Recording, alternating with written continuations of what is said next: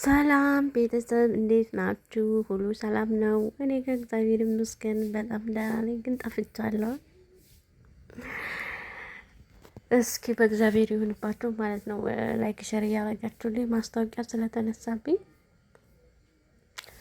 ለዛ ነው እየሰራው ያልሆነው ማለት ነው። ማለት እኔ ምንም ያጠፋሁት ነገር የለም ምንም ነገር፣ ግን ለምን እንደተነሳ ምንም አላውቅም። እና እስኪ ላይክ ሸር እያደረጋችሁልኝ ማለት ነው ቤተሰብ ዛሬ ለእናንተ አዲስ ነገር እነግራችኋለሁ። አንዳንድ ነገሮች ማለት ነው። በተለይ ስደት ላይ የአረብ ሀገር ምናምን ያለ ልጆች ወይም ከዛ ሰርተን ወደ ሀገራችን ለተመለስን ልጆች ምናምን በጣም ጠቃሚ ነገር ነው። እውነቴን ነው የምላችሁ ማለት ነው። እና አሁን እኔ ኢትዮጵያ ከመጣሁ 8 ወር ሆኖኛል። በ8 ወር ውስጥ ምን እንዳደረግኩኝ ምን ላይ እንደሆንኩኝ እያንዳንዱን ነገር ይኸው እዚህ ጋር አሁን ላሳያችሁ ነው። ይሄ ወረቀት ምን እንደሆነ ሰምታችኋል። እኔ ውሸት ምናምን እኔ በነገራችን ላይ ማለት ነው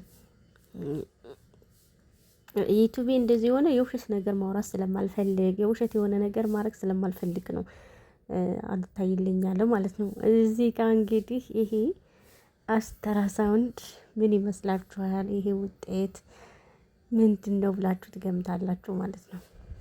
ይኸው ሰምታችኋል። ይኸው ስደት ላይ ስንመለስ እዛ ስራ ነን። ስራችን ጥለን የምንመጣበት የሆነ ምክንያት ሊኖረን ይገባል። ገብታችኋል? ፍላጎታችን ተሟልቶ ምናምን አይደለም። እኔ በራሴ በኩል ፍላጎት የተሟልቶ አይደለም፣ ግን ምን ያክል ከባድ እንደሆነ እዛ እናውቃለን። ጮህብናል፣ ራብ አለ፣ ጥማት አለ። የምንፈልገው ነገር ተመችቶን ምናምን ነገር አይደለም። ግን የሆነ ነገር እንደዛ እየሆናችሁ ስትኖሩ ደግሞ የሆነ አላማ ነገር ለምን ለማን ብዬ ነው እንደዛ የምሰራው ለምንድን ነው ብላችሁ ምናምን የሆነ ነገር ሊኖራችሁ ይገባል ማለት ነው። ስለዚህ እኔ በ8 ወር ውስጥ ከመጣው ያረኩትን ነገር ጊዜ እንዴት እንደተጠቀምኩኝ እነግራችኋለሁ። ጓደኛ ነበረኝ፣ ቀጥታ መጣን፣ ቤት ተከራየን፣ አብረን መኖር ጀመርን። አሁን የ5 ወር እርጉዝ ነኝ ማለት ነው። ገብታችኋል አይደለ? እኔ ብዙ ልጆችን አይቻለሁ። ብዙ ጊዜ እንሸውዳለን ማለት ነው። እኔ እድሜ ገና ነው፣ ችግር የለውም፣ ዝም ብዬ ልስራ ምናምን እያልን ረጅም ጊዜ ብዙ ልጆች አረብ ሀገር ይቆያሉ ማለት ነው። አረብ ሀገር እንዴት መሰላችሁ? እዛ በጣም ሙቀት ስለሆነ ኢትዮጵያ መጣችሁ ልጅ ማግኘት በጣም ከባድ ነው። ይህ በእድሜያችሁ እንዳትሸወዱ ማለት ፈልጌ ነው። ብዙ ልጆች መተው አግብተው ልጅ መውለድ ተቸግረው ጠብቀው ተስፋ ቆርጠው በጣም የተመለሱ ልጆች እኔ በጣም ብዙ ልጆችን አውቃለሁ። በጣም ብዙ ልጆች እድሜ አይደለም ቤተሰብ ለምን እንደሆነ ባላቅም አረብ ሀገር ያደርቃል። ምክንያቱን እኔ ምንም እየገባኝ አይደለም። ገብታችኋል አይደለ? ስለዚህ እንደኔ ሂደን መጨረሻ ላይ ልጅ ሊኖረን ይገባል። ገብቷቸዋል አይደለ? ወጣት ስንሆን የሆነ ሰዓት ላይ ምንም መስሎ አይታየንም። በቃ ገብቷቸዋል። ምንም ነገር አይገባንም። ልጅ ምናምን ህይወት ምናምን ምንም የሚገባን ነገር የለም። ስለ ራሳችን ራሱ ግድም አይሰጠንም። ገብቷቸዋል። ምንም ግድ የሚሰጠን ነገር የለም። መኖር ምን እንደሆነ ምናምን ምንም የምናውቀው ነገር የለም ከራሴ ጀምሮ። ግን ቤተሰቦቼ ብር ብቻውን ምንም አያደርግም። የሆነ ምክንያት ሊኖራችሁ ይገባል። አሁን ላይ በተለይ ኢትዮጵያ ውስጥ የእውነት ነው የምላችሁ የፈለጋችሁትን አመት አረብ ሀገር ኖራችሁ ነው 10 አመትም 5 አመትም 6 አመትም ኖራችሁ ነው እዚህ ስትመጡ ድሮ የጣላችሁትን ስትኖሩ የነበራችሁትን ህይወት ነው የምትኖሩት። የተለየ ነገር የለም። ፍላጎት አይሞላም። ማርያምን 1 ሚሊዮን 2 ሚሊዮን መታችሁ ይዛችሁ ብትመጡ ከዚህ ምንም ነገር አይሰራም። እንደፈለጋችሁ እንደጠበቃችሁ ሊሆን ይችላል። ካሁን በኋላ አልቸገርም፣ ቁጭ ብዬ ነው የምበላ፣ ምንም የሚያጨናንቀኝ ነገር የለም፣ ችግር አያቀኝ ምናምን ብላችሁ እንዳታስቡ። እውነቴን ነው የምላችሁ። በጣም ነው የምትቸገሩት። በጣም ነው ከባድ ነገር ሊሆን ይችላል። መታችሁ ከሱ ካሳለፋችሁት እዚህ ሊከብድባችሁ ይችላል። ግን ደግሞ ልጅ ያስፈልጋችኋል። ቤተሰብ የእውነቴን ነው የምላችሁ።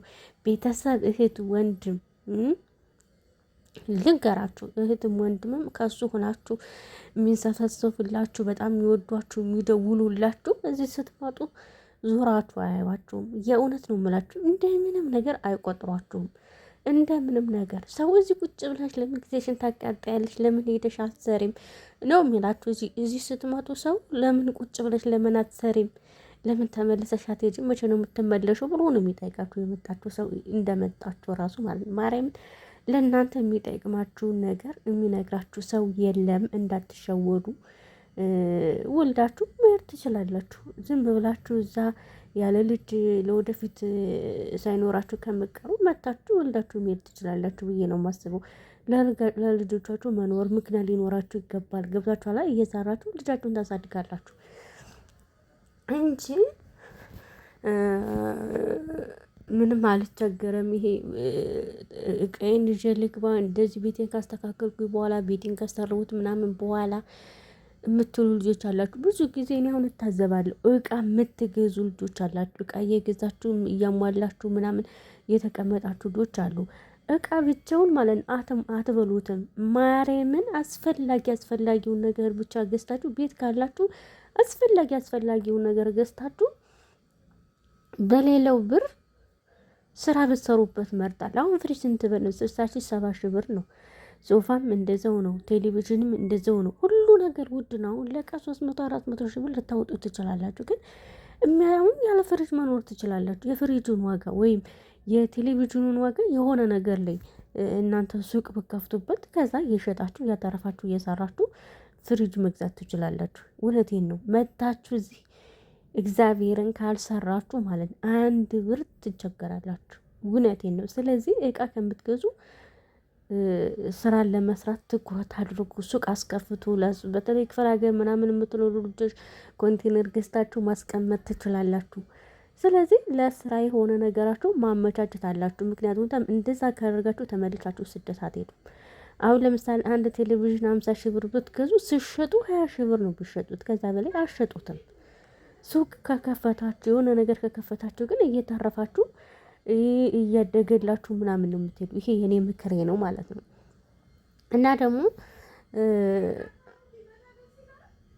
እንደመጣችሁ በቃ ሁሉ ነገር እዛ ሆናችሁ አወርታችሁ ጨራርታችሁ አግብታችሁ ጊዜያችሁን ሳታቃጥሉ ልጅ ብትወልዱ መልካም ነው ብዬ ነው የማስበው። ያሁን እርግጥ ምንም ስራ እየሰራው አይደለም። ማርያም ብዙ ፍላጎት የተሟልቶ ምናምን ነገር አይደለም። ግን ደግሞ ልጅ ከብር በላይ ስለሆነ በምንም ነገር መግዛት ስለማይቻል ልጅ በብር አይገዛም አይደለ? ስለዚህ ያንን ወስኜ ነገ ከነገ ወዲያ ሄጄ መስራት እችላለሁ ብዬ ስለወሰንኩኝ ነው። ስለዚህ ሁላችሁም እንደኔ እድሜ ገና ነው፣ ገና ልጅ ነኝ፣ ምንም ችግር የለውም፣ እዛ ሄጄ መቸገር አልፈልግም ምናምን እያላችሁ ለወደፊት ህይወታችሁን አታበላሹ። ልጅ ከሌላችሁ ማንም ሰው ዞር ብሎ የሚያያችሁ የለም። ልጃችሁ አይጥላችሁም። ለልጃችሁ ስትሉ ብትቸገሩ፣ ድጋሚ ብትሰደዱ፣ ብትሰሩም ምክንያት ሊኖራችሁ ይገባል። ምንም ችግር የለም። ለማንም ለወንድምም ለእህትም ለሁሉም ቤተሰብ እኮ ተሰደናል። ስለዚህ እነሱ እናንተ ቆማችሁበትን ያላችሁበትን ስቃይ ማንም አያውቅም። መተው ስትመጡ አያመሰግኗችሁም፣ እናንተን አይረዷችሁም። ከምሬ ነው። እግዚአብሔርን ጊዜው እንዴት እንደከፋ ሁሉም ሰው ራስ ወዳድ ራሱን ብቻ የሚወድ ስለ እናንተ ምንም ነገር የማይጨነቅ ነው አብዛኛው ሰው ያለው። ደግሞ ምንም ሊያረጉላችሁ አይችሉም። ኢትዮጵያ ውስጥ ያለው ወንድማችሁ እህታችሁ ብትቸገሩ ምንም ሊያረጉላችሁ አይችሉም። የእውነቴ ነው። ምንም ሊረዷችሁ አይችሉም። ስለዚህ እናንተ 2 አመት በተለይ ተሎ ነው የሚያልቀው። ምንም ነገር ሴብ ሳታደርጉ ምንም ሳትዘጋጁ ምንም ነገር ሳትገዙና ሳይኖራችሁ ነው ተሎ ብሎ የሚያልቀው። ስለዚህ ጥንቃቄ አድርጋችሁ ያላችሁን ብር ምንም ነገር ሳታባክኑ ከሱ ሆናችሁ እናንተ ለቤተሰብ እንደምታስቡት እነሱ ለእናንተ አያስቡም። ስለዚህ እንደዛ አድርጉ። እኔ አሁን ባለሁበት ደስተኛ ነኝ። እግዚአብሔር መጨረሻን ያሳምርልኝ። እንደዚህ በመሆኔ ደስተኛ ነኝ። ማርያምን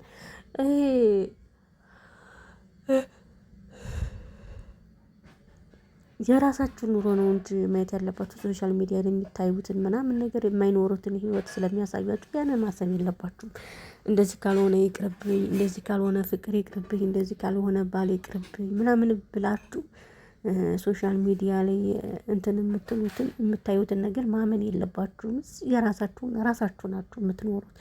ሁሉም ሰው በየቤቱ የሆነ ነገር ችግር ሊኖርበት ይችላል። ተቻችሎ ነው የሚኖረው። ስለዚህ ሳትፈሩ ጊዜያችሁን ሳታቃጥሉ መታችሁ ልጃችሁን ውለዱ። ማርያምን የእውነቴን ነው፣ ምክሬን ነው።